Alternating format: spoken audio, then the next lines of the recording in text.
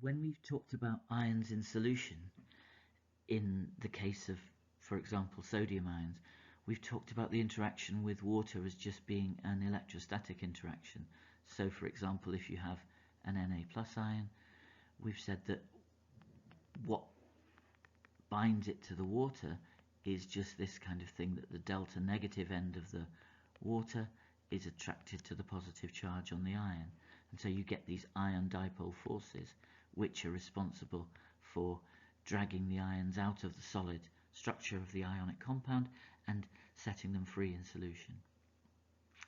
But in the case of transition metal ions, when those dissolve, those interactions with water are not simply electrostatic, and they have a significant covalent contribution. And at A level we simplify that, and we pretty much ignore the electrostatic contribution and just say that the bonds between the water molecules and the metal ion are dative covalent bonds, hence the arrows that I've drawn in the diagram here.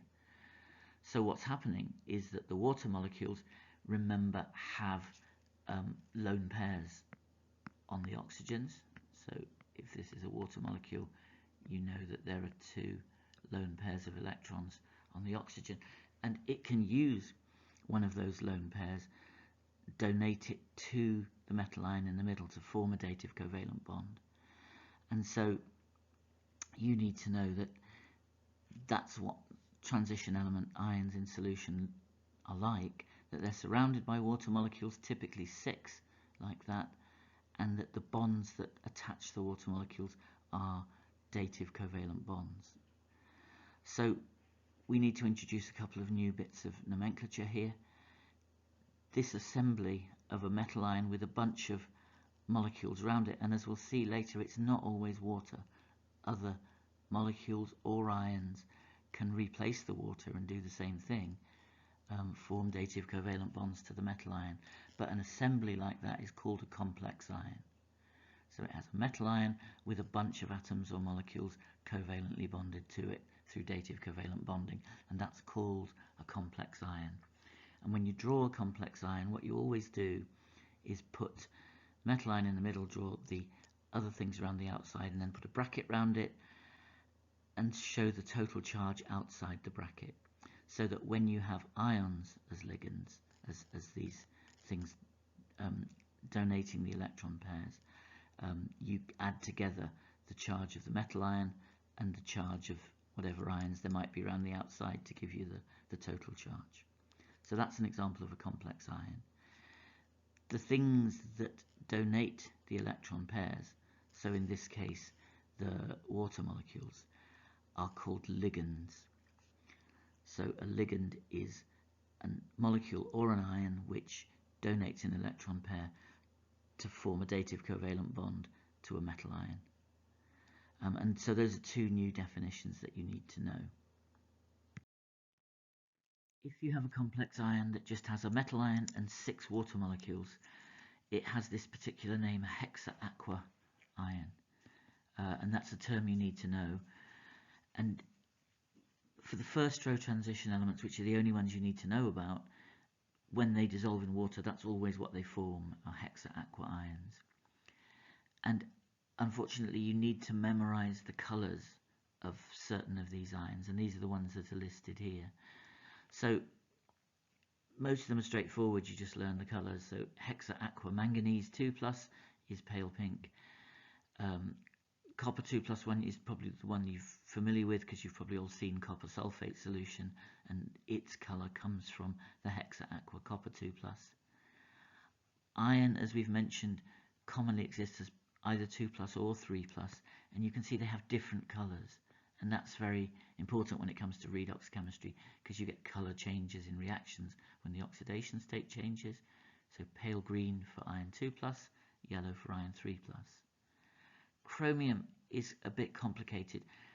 Most common ion of chromium is 3+, and Hexa aqua chromium is actually violet, but quite typically the negative ions in a solution of a chromium compound will substitute for some of those waters, and that then changes the color, usually to green.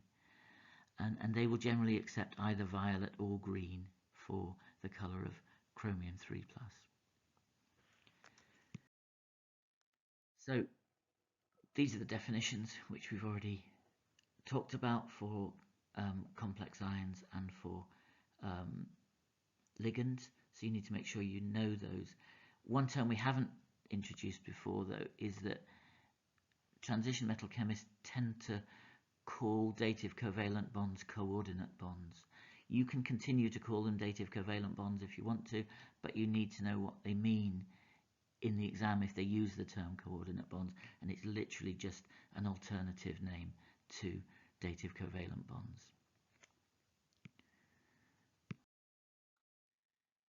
So when it comes to ligands, as we said, it's not just water that can do this. In fact, water's not particularly good at it. It's quite easy to replace water with other things, which is better at forming dative covalent bonds, and which therefore will form a more stable complex than water can. So ions like chloride quite commonly are found in complex ions in place of water, for example, and we'll meet a whole bunch of other ones like that. But you also get some ions which have more than one atom in them which can form a dative covalent bond.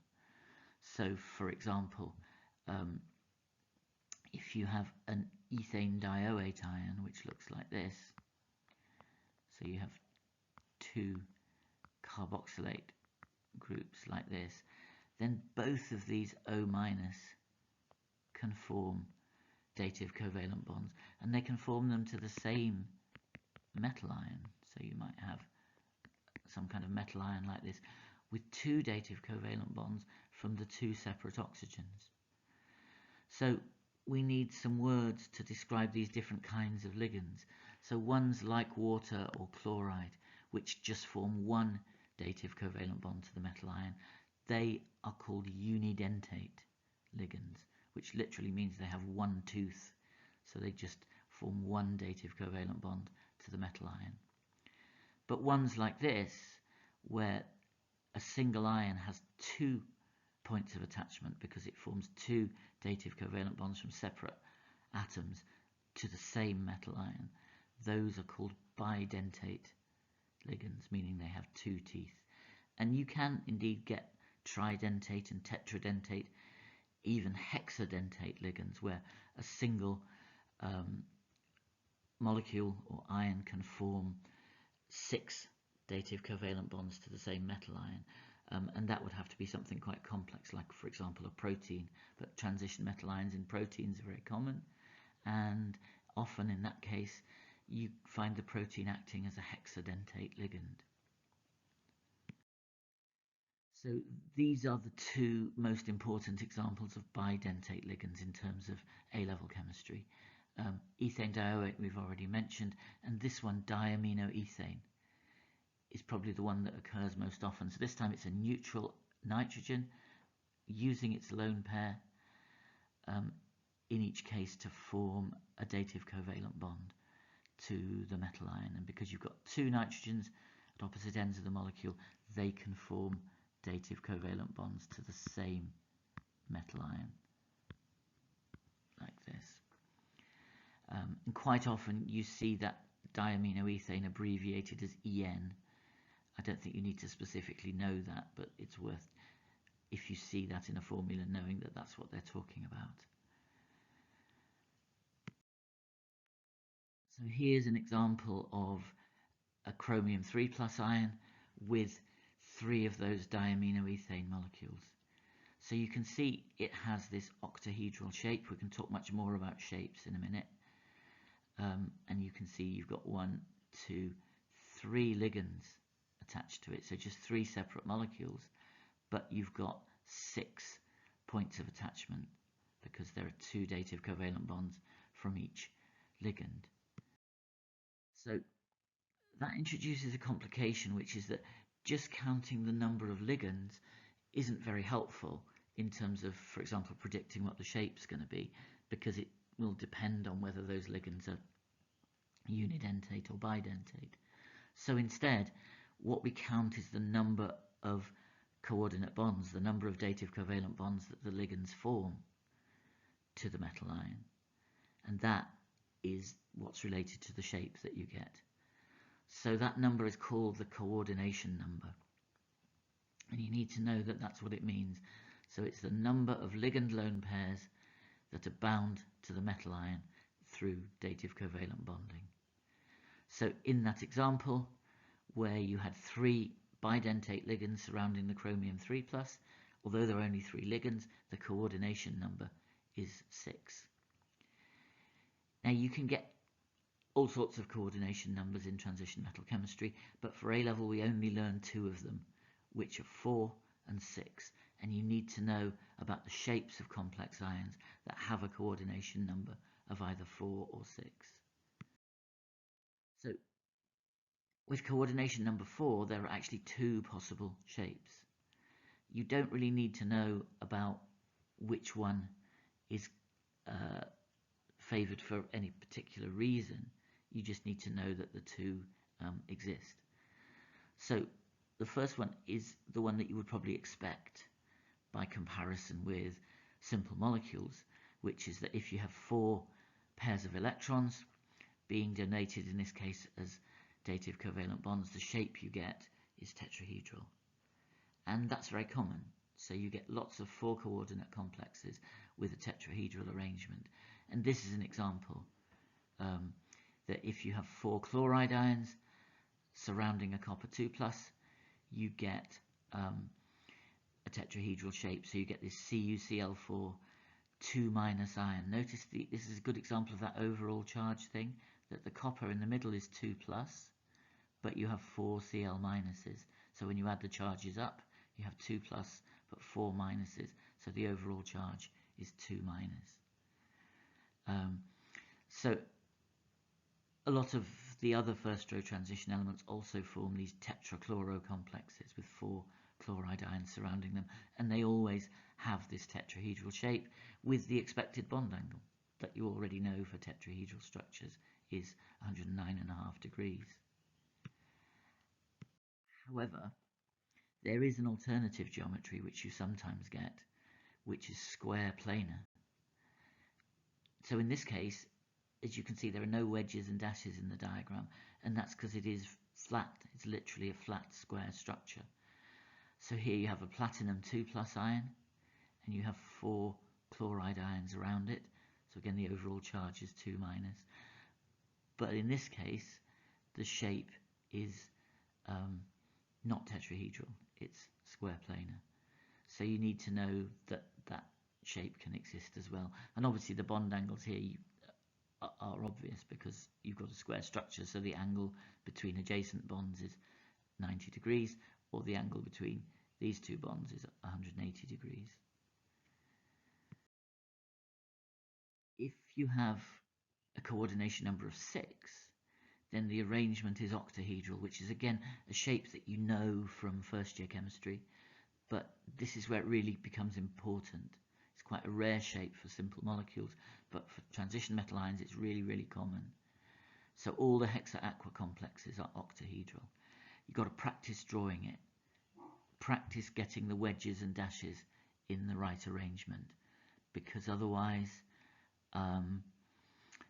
you're almost bound to get to draw one of these things, and if you get the wedges and dashes wrong, you'll get the marks docked. So practice.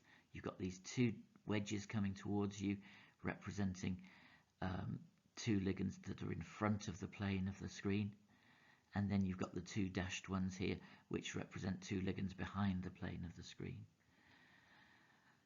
And again, the bond angles in this are less obvious from the picture, so you have to visualize this as a 3-dimensional structure, or else just know that the angles between adjacent ligands, so between here and here, for example, are 90 degrees. And it doesn't look like that in the picture, but that's because it's trying to represent something 3-dimensional. So a pair of bonds like that are 90 degrees apart, whereas these ones, somewhat more obviously, between there and there, that's 180 degrees.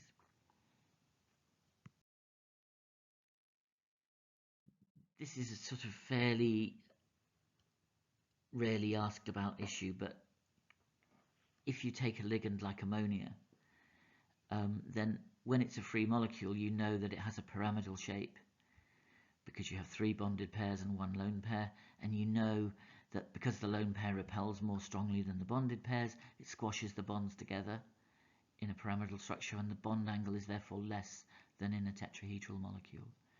And it's 107 degrees in that case. But of course, if ammonia acts as a ligand, which again it quite commonly does, it's quite good at donating that lone pair to form a coordinate bond. It then, of course, has 4 bonded pairs because this is no longer a lone pair, it's a bonded pair in the form of a coordinate bond. So you've got 4 bonded pairs repelling each other, and therefore it reverts to being properly tetrahedral, and the bond angle changes from 107 to 109.5, and that's experimentally verifiable. So this is kind of evidence that the bonding is covalent and not just electrostatic, because you can see from the bond angle that there genuinely is a bond here in the form of that dative covalent bond. Okay, so having been through those ideas, you can reinforce those by doing questions 4 and 5. Complex ions are at the heart of most of what we're going on to look at in transition metal chemistry, so you need to make sure you've got the basics sorted out before you move on to the next section.